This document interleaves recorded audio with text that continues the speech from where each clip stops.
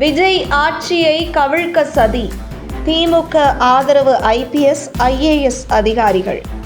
மத்திய உளவுத்துறை கொடுத்த எச்சரிக்கை. சமீபத்தில் சட்டசபையில் எதிர்க்கட்சித் தலைவர் உதயநிதி ஸ்டாலின் பேசிய பேச்சு ஆளும் தமிழக வெற்றிக் கழகத்திற்கு எதிராக வன்முறையை தூண்டும் வகையில் அமைந்திருந்தது. குறிப்பாக விஜய் தலைமையிலான தாவேக அரசு ஒரு மத ரீதியான அரசு என்பது போன்ற ஒரு தோற்றத்தை உருவாக்கும் வகையில், அதாவது ஒரு குறிப்பிட்ட மதத்திற்கு எதிரான கட்சி தாவேக என்பது போன்ற ஒரு தோற்றத்தை உருவாக்கம் செய்வதற்காகவே சனாதனத்தை ஒழிப்போம் என்று சட்டசபையில் பேசினார் உதயநிதி ஸ்டாலின் என்று விமர்சனம் எழுந்துள்ளது. அதாவது சட்டசபையில் மத ரீதியாக இப்படி சனாதனத்தை ஒழிப்போம் என்று பேசுவது சபைக்கு முரணானது என்கிறார்கள் மூத்த அரசியல்வாதிகள். இதை அவை குறிப்பில் இருந்து தமிழக வெற்றிக் கழகம் அரசு நீக்குகிறது என்று சொன்னால், இதோ பாருங்கள், இது ஒரு மதவாத அரசு என்ற ஒரு பிம்பத்தை உருவாக்கும் முயற்சிதான் உதயநிதி ஸ்டாலின் இப்படி பேசியிருப்பதாக பலரும் தெரிவித்து வருகிறார்கள். இப்படி ஒரு சூழலில் உதயநிதி ஸ்டாலினின் பேச்சுக்கு துணை போவது போன்று திமுக தமிழக வெற்றிக் கழகத்தின் சட்டமன்ற உறுப்பினர் முஸ்தபா போன்ற பேசிய சனாதன பேச்சு முதல்வர் விஜயை மீண்டும் சங்கடத்திற்கு உள்ளாகியது. இதெல்லாம் இனிவரும் எதிர்காலத்தில் விஜய் அடக்கி வைக்க வேண்டும்.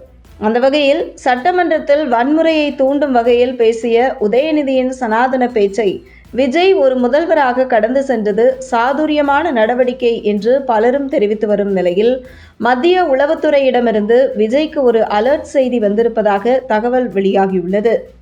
அதாவது தற்பொழுது தமிழ்நாட்டில் இருக்கும் பல IAS மற்றும் IPS அதிகாரிகள் திமுகவுக்கு ஆதரவான நிலையிலேயே தொடர்ந்து இருப்பதாக முதல்வர் விஜயை அலர்ட் செய்திருக்கும் மத்திய உளவுத்துறை, தமிழகத்தில் தமிழக வெற்றிக் கழகத்தின் ஆட்சிக்கு அவப்பெயரை ஏற்படுத்தும் வகையில் ஒரு ஜாதி கலவரமும் அல்லது ஒரு மத கலவரத்தை கொண்டு வரும் முயற்சியில் எதிர்த்தரப்பு திட்டமிட்டு வருவதாகவும், அதற்கான முன்னோட்டம்தான் தமிழக சட்டசபையில் சனாதனத்தை ஒழிப்பேன் என்று உதயநிதி பேசியதாக பல அரசியல்வாதிகள் குறிப்பிட்டு வரும் நிலையில், தற்போது உளவுத்துறை முதல்வர் விஜய்க்கு கொடுத்த எச்சரிக்கையும் விஜயை அலர்ட் செய்திருக்கிறது.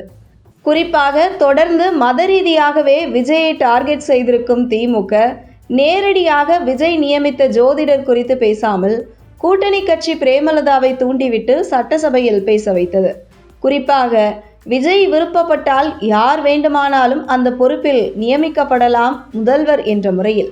அது சட்டத்திற்கு புறம்பானது இல்லை. இருந்தாலும் இதை வைத்து ஒரு மத கலவரத்தை உண்டாக்கும் வகையில் திமுக நடந்து கொண்டதாகவும், இருந்தாலும் சாதுரியமாக உடனே அந்த பொறுப்பில் இருந்து சம்பந்தப்பட்ட ஜோதிடரை நீக்கி இதற்கு முற்றுப்புள்ளி வைத்துவிட்டார் முதல்வர் விஜய் என்கிறார்கள் அரசியல் பார்வையாளர்கள்.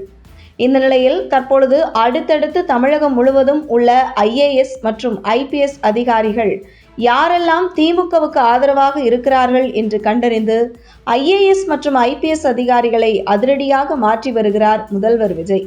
மேலும் திமுக அரசு ஆளும் தாவேக அரசுக்கு மக்கள் மத்தியில் அவப்பெயரை ஏற்படுத்தும் வகையில் பல்வேறு வகையில் முயற்சிகளை மேற்கொண்டு வருவதாக வந்த மத்திய உளவுத்துறை எச்சரிக்கையை தொடர்ந்து மிகவும் அலர்ட்டாக இருக்கிறாராம் முதல்வர் விஜய்.